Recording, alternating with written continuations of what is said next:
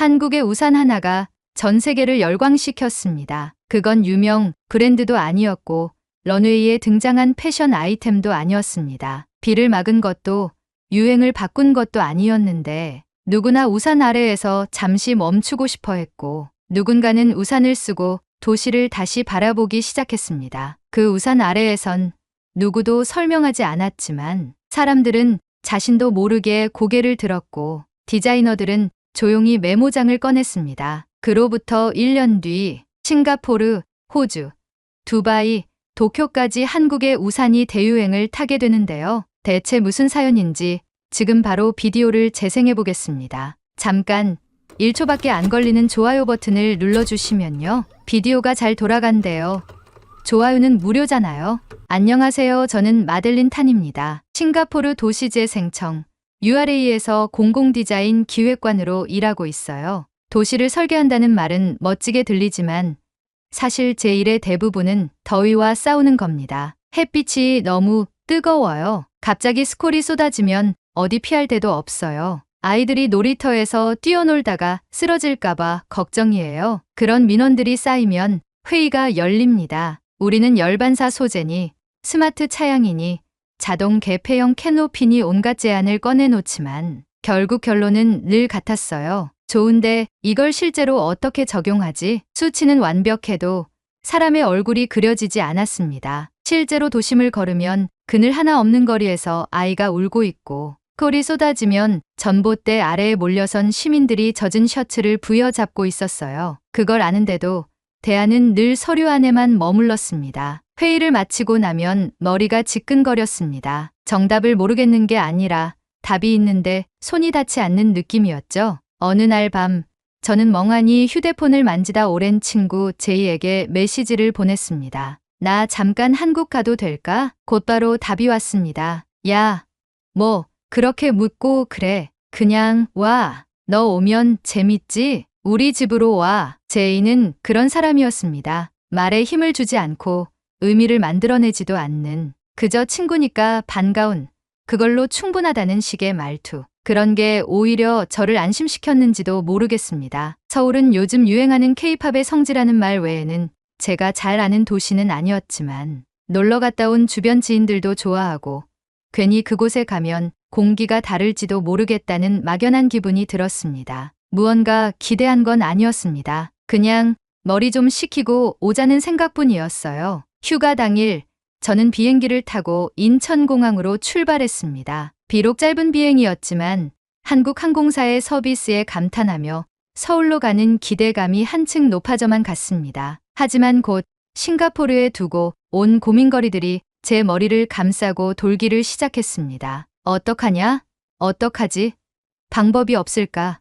아, 몰라. 생각하지 말자. 등의 여러 생각들을 하며 저는 인천공항에 도착했습니다. 입국 심사를 마치고 나와 제이의 집에 가기 위해 지하철역으로 향했습니다. 한국의 여름은 덥다라는 말을 들었는데 공항부터 지하철역까지 이어진 실내는 시원함 그 자체였습니다. 게다가 대박 놀라운 것은 지하철에 올랐는데 그때 처음으로 정말 머리가 식는 느낌을 받았습니다. 바로 지하철 냉방칸이었습니다. 싱가포르보다 덜 습한 공기, 예상보다 훨씬 시원한 내부 온도가 제 몸을 시원하게 말려주었고 몸이 시원해지니 자연스레 마음도 시원해졌습니다. 시원한 바람을 느끼며 차창 밖을 보며 앉아있으니 슬슬 잡생각들도 멈추기 시작했죠. 잘 왔네, 이 정도면 됐어. 그 정도의 여유만으로도 이미 절반은 만족스러웠습니다. 시원함이 약간의 추위로 느껴질 때쯤 저는 강남역에 도착했습니다. 지하철역을 나오니 한국의 무더위가 저를 감싸 안았습니다. 태양을 피하고 싶어서 아무리 애를 써도 제 위에서 햇빛을 비추었죠. 저는 다시 얼굴에 땀을 닦아가며 제이의 집으로 걸어갔습니다. 대로엔 차량이 가득했고 사람들은 분주했습니다. 횡단보도 신호를 기다리는 저에게만 시간이 멈춘 듯한 정적이 흐르고 있었습니다. 왜냐고요? 제가 바라보았던 그 장면 때문이었죠. 사람들이 횡단보도에 멈춰서 있는데 그들 위로 둥그런 구조물이 스르르 펼쳐졌습니다. 마치 꽃집처럼 천천히 조용하고 우아하게 햇빛을 막아주는 그 구조물 아래로 사람들이 무심하게 걸어 들어갔습니다. 유모차를 미는 엄마, 손을 꼭 잡은 아이, 배달용 가방을 맨 청년까지 아무도 설명하지 않았고 누구도 망설이지 않았어요. 그냥 자연스럽게 그곳에 멈췄습니다. 이건 도대체 뭐지? 그림자 속으로 사람들이 스며드는 걸 보고 저는 무작정 휴대폰을 꺼냈습니다. 사진을 찍고 동영상도 찍었습니다. 전체를 찍고 구조물만 따로 찍고 사람들의 얼굴도 살짝 담았습니다. 그건 단순한 차양이 아니었어요. 도우시가 사람을 기다려주는 방식 같았습니다. 머릿속이 얼어붙었습니다. 그냥 머리 좀 식히고 오자고 생각했던 여행에서 생각을 멈출 수 없게 만드는 구조물을 만나다니. 그 길을 따라 친구 집에 도착하자마자 저는 제이에게 핸드폰을 들이밀며 물었습니다. 야, 이거 뭐야? 나 방금 이거 보고 진짜 깜짝 놀랐어. 제이는 사진을 슬쩍 보더니 시큰둥하게 말했죠. 아, 저거 서리풀 원두막이라고 해. 요즘 한국에 저런 거 많아. 흔하지. 많다고? 흔하다고? 순간 정신이 번쩍 들었습니다. 그럼 내가 본 건 그냥 한 조각일 뿐이라는 거야? 제이는 아무렇지 않게 말했습니다. 야, 한국은 IT 강국이야. 반도체 만드는 나라라고. 삼성 알지?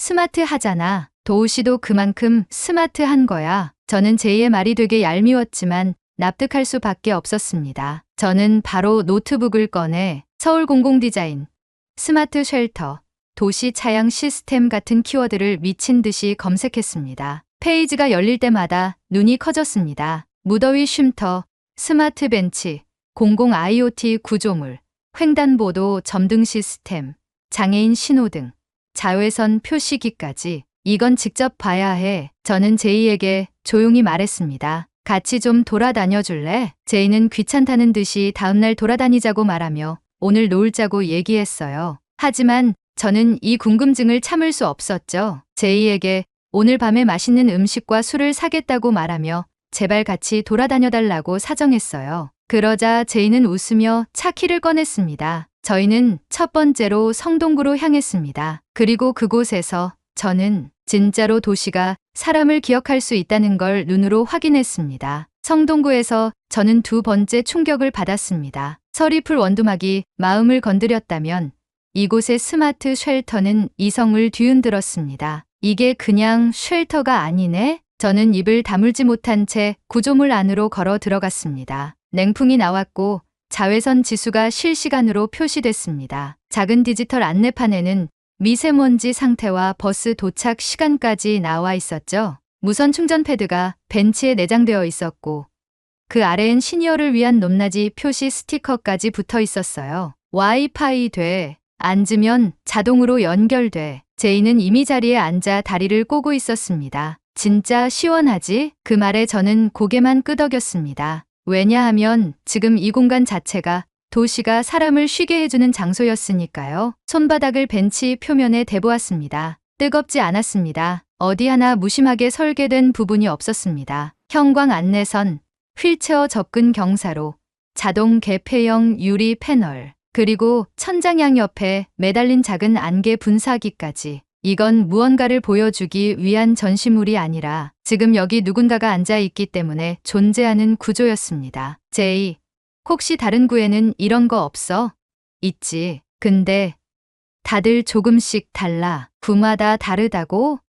응, 정책도 다르고 여건도 다르니까. 근데 기본은 비슷해. 사람 불편하지 않게 만드는 거. 그 짧은 문장이 오래 맴돌았습니다. 그날 이후 저희는 서울을 돌아다니기 시작했어요. 관악구엔 그늘막 벤치가 있었고 마포구에는 횡단보도 앞 열감지 센서와 스마트 표지판이 있었죠. 노원구에선 공공놀이터 안 쉘터가 부모와 아이들을 동시에 감싸고 있었고 중랑구엔 야간에도 은은하게 조명과 함께 열리는 그늘막이 있었습니다. 그 시설들 사이에는 거창한 기술 이름이 적혀 있지 않았고 눈길을 끄는 광고도 없었고 설명을 붙여놓지 않아도 사람들은 어떻게 쓰는지 이미 알고 있었어요. 그건 마치 도시와 시민이 오랜 시간 서로를 관찰하고 대화해 온 결과물 같았습니다. 가장 인상 깊었던 건 성북구 어느 골목길에서 만난 작은 벤치였습니다. 경로 쉼터라고 적혀 있었지만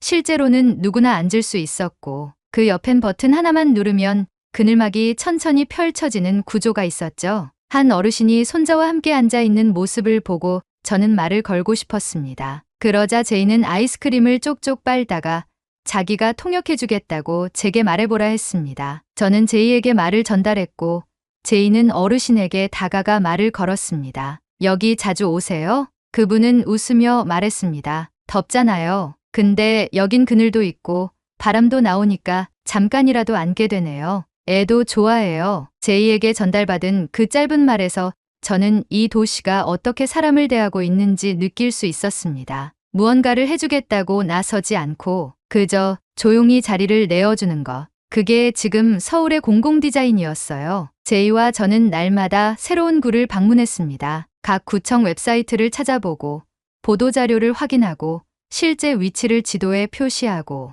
차를 몰고 걸어가고 때론 버스를 타고 다녔죠. 이거 진짜 다 정리할 거야? 응, 이건 내가 겪어본 도시 중에서 제일 사람다운 도시야. 하긴 나 같은 한 외국인들은 그냥 있으면 쓰니까. 근데 나는 처음이라 그런지 모든 게 다 새로워. 그건 내가 원래 이런 걸 찾아다니는 사람이니까 그래. 맞는 말이었습니다. 하지만 그 이상이었어요. 나는 지금 도시를 다시 배우고 있는 중이었습니다. 그날 밤 저는 노트북을 열어 각 지역별 공공 쉘터 시스템을 정리하기 시작했습니다. 엑셀표가 생기고 사진 폴더가 구역별로 정리되고 간단한 메모가 점점 보고서 형태로 변해갔습니다. 그걸 본 제이가 물었습니다. 이거 너 일 하려고 온 거야? 언제 놀 건데? 나 이거 싱가포르에 보여주고 싶어. 우리 도시는 기술은 있는데 기억이 없잖아. 그 말이 입 밖으로 나온 순간 제이의 표정이 살짝 바뀌었습니다. 기억? 응, 서울은 사람을 기억하는 도시야. 한여름에 누가 어디서 땀을 흘리는지, 어린아이가 엄마 손을 놓치고 어디쯤 멈춰 서는지, 노인이 어디서 가장 오래 앉아 있는지, 이 도시는 그걸 기억해서 구조물을 만들었어. 제이는 조용히 말했습니다. 그런 줄 모르고 살았네. 좀 멋있는데? 저는 미소를 지었습니다. 이건 살아본 사람은 모를 수도 있어. 근데 나처럼 아무 준비 없이 와서 걷다가 이걸 느끼게 된 사람은 절대 못 잊어. 그림자를 따라 걸어다니던 제 마음이 이제는 그 그늘을 직접 옮기려는 쪽으로 바뀌고 있었습니다. 서울의 기억을 내 도시로 가져가야겠다고 진심으로 생각하게 되었어요. 인천공항 출국장 앞. 제이는 내 캐리어 손잡이를 끝까지 붙잡고 있다가 조용히 내려놓았습니다. 별말 없이 서로를 바라봤고 눈빛으로 다 전해졌습니다. 잘 가, 마델린. 응, 너도 잘 지내. 우리는 짧게 손을 흔들고 헤어졌어요. 뭐라도 말을 더 하고 싶었지만 그랬다간 눈물이 날 것 같았거든요. 그렇게 비행기에 오르기까지 저는 단 한 번도 핸드폰을 꺼내지 않았습니다. 아무 생각 없이 창밖을 보며 앉아 있는데 머릿속엔 서울에서 본 것들이 파노라마처럼 지나갔어요. 서리풀 원두막 아래에 있던 사람들의 표정, 성동구 스마트 쉘터의 바람, 관악구 그늘막 벤치에 앉아 있던 중년 여성의 얼굴, 성북구 쉼터에서 손자와 물을 나누던 할아버지의 손짓. 그건 사진보다 더 선명한 기억이었습니다. 사람이 있는 도시. 그게 서울이 제게 남긴 인상이었어요. 싱가포르에 도착한 건 새벽이었어요. 습한 공기, 익숙한 냄새, 늘 정돈된 도로 위로 차량들이 질서정연하게 움직이고 있었죠. 집으로 돌아온 뒤 저는 잠들지 못하고 노트북을 켰습니다. 서울에서 정리해둔 폴더가 바탕화면에 그대로 있었습니다. 이름은 서울 공공디자인 참조. 하지만 그 폴더 안엔 단순한 자료만 들어있지 않았어요. 사람을 기억하는 도시를 마주한 제 감정 전부가 담겨 있었죠. 며칠 뒤 도시재생청본부에서 정기회의가 열렸습니다. 이달의 공간 설계안 검토, 국제도시 사례 공유, 시민 만족도 관련 데이터 보고 등 루틴하게 반복되는 회의 안건들 속에 저는 조용히 앉아 있었습니다. 그런데 회의가 시작되자마자 저는 손을 들었습니다. 누가 시킨 것도 아니고 발표 순서도 아니었어요. 그저 말해야 할 것 같았습니다. 말씀드릴 게 있습니다. 회의장 안의 시선이 제게로 쏠렸고 저는 천천히 일어나 노트북 화면을 켰습니다. 며칠 전 한국 서울에 개인 휴가차 다녀왔습니다. 그런데 그 도시는 제가 알던 도시들과는 너무도 달랐습니다. 파워포인트에는 사진 한 장만 띄워져 있었어요. 강남역 횡단보도 앞, 서리풀 원두막 아래 사람들. 누군가는 핸드폰을 보고 있었고, 누군가는 아이의 손을 잡고 있었고, 누군가는 조용히 땀을 닦고 있었습니다. 여기 설명문구도 없고 표지판도 없어요. 그런데 모두가 알고 있었습니다. 여긴 잠깐 있어도 괜찮은 자리라는 걸. 누군가 조용히 물었습니다. 쉘터 같은 시설은 우리도 있잖아요. 기술적으로는 큰 차이가 없을 텐데. 저는 고개를 끄덕이며 말했습니다. 맞아요. 우리는 기술이 있습니다. 하지만 서울은 기억이 있었습니다. 사람들이 자주 멈추는 자리에, 햇볕이 오래 머무는 시간대에, 아이들이 머뭇거리는 횡단보도 앞에, 그곳에 구조물이 놓여 있었어요. 회의장은 조용했습니다. 파워포인트는 넘기지 않았고 저는 말만 이어갔어요. 성동구의 스마트 쉘터는 냉방과 와이파이, 충전 기능까지 있었지만 그보다 놀라웠던 건 그 구조물이 놓인 위치와 방향이었습니다. 하루 중 햇볕이 가장 강한 시간대, 그늘이 부족한 구간에 정확히 배치되어 있었어요. 사람의 움직임을 관찰하고 반복되는 패턴을 기억해 설계했다는 느낌이었습니다. 누군가가 입을 열었다가 이내 닫았습니다. 제 목소리는 스스로 더 단단해졌어요. 우리는 효율을 기준으로 설계합니다. 혼잡도, 이동 속도, 응답률, 단위 시간당 흐름. 그래서 항상 잘 작동하죠. 하지만 한 사람,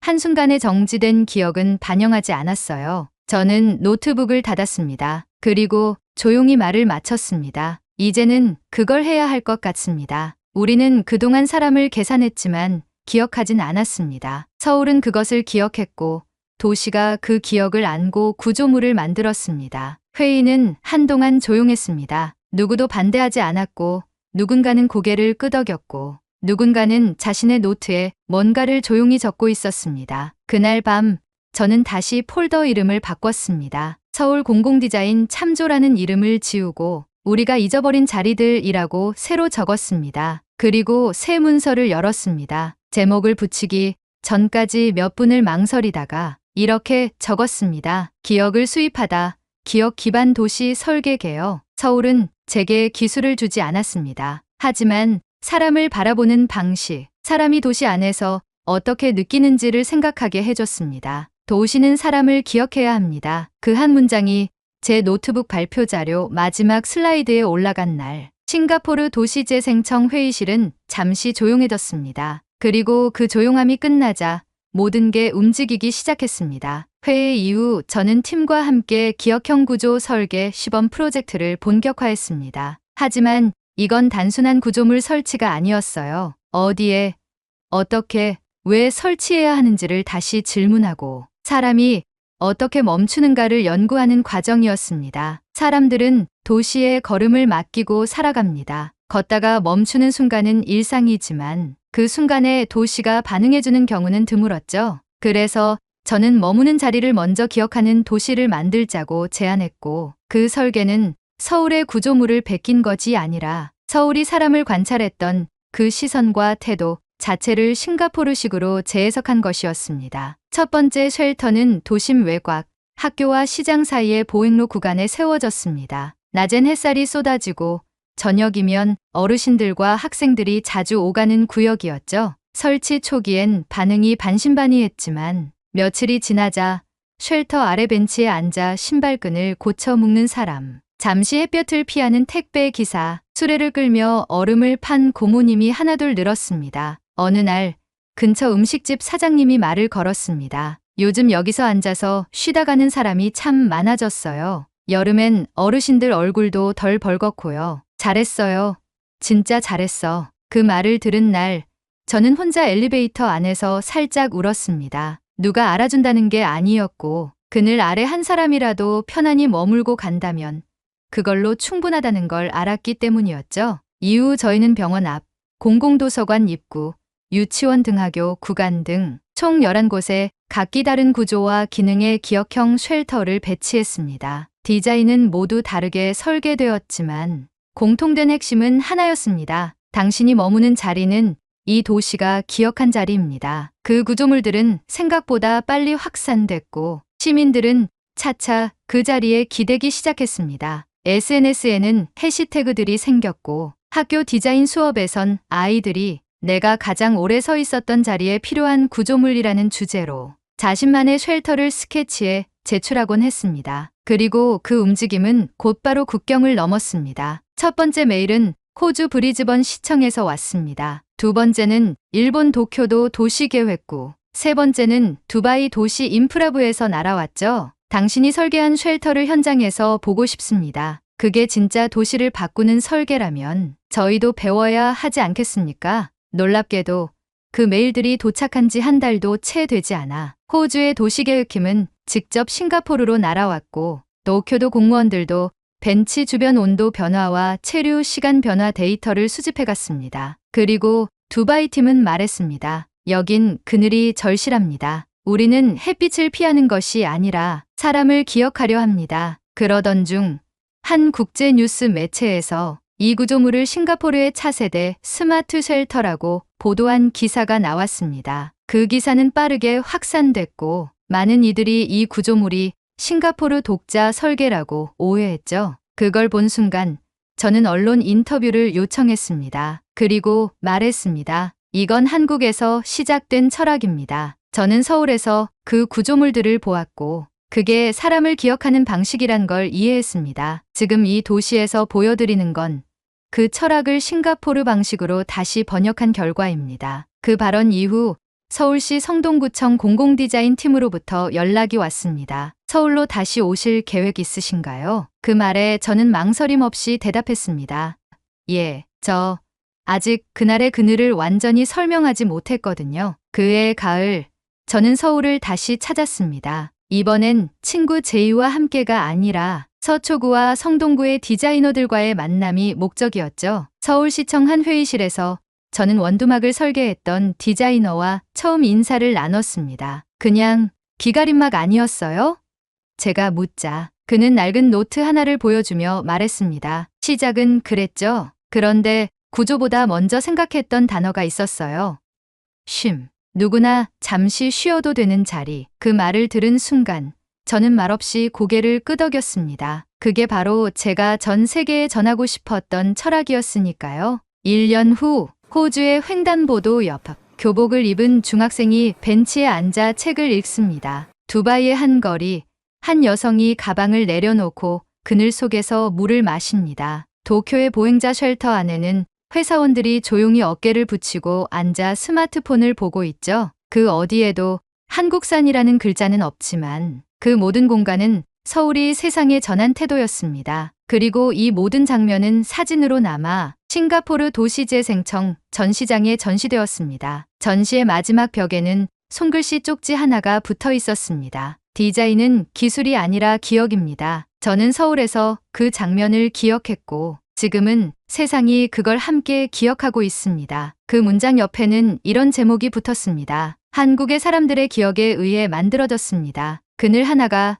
도시를 바꾸진 않습니다. 하지만 사람 하나가 그 그늘에 머물 수 있다면 그건 도시가 사람을 기억했다는 증거이자 사람이 도시에 다시 기대기 시작했다는 첫 신호입니다. 그리고 저는 그 믿음을 서울에서 배웠고 지금은 제 도시가 그 믿음을 나누는 걸 봅니다. 이제 설계란 도면에 선을 긋는 일이 아니라 사람을 떠올리는 방식임을 저는 압니다. 그리고 이 기억은 더 많은 도시에서 피어나게 될 겁니다. 그늘 아래 조용히 하지만 분명하게. 오늘의 사연은 여기까지입니다. 오늘 사연에 대한 여러분의 생각을 댓글로 남겨 감동 비디오의 마지막을 장식해주세요. 그리고 오늘의 비디오가 공감이 되신다면 구독, 좋아요 한 번씩 부탁드리겠습니다. 여러분의 댓글 하나하나가 영상을 제작하는데 큰 힘이 됩니다. 다음엔 더 흥미로운 사연으로 여러분을 찾아뵙겠습니다. 시청해주셔서 감사합니다.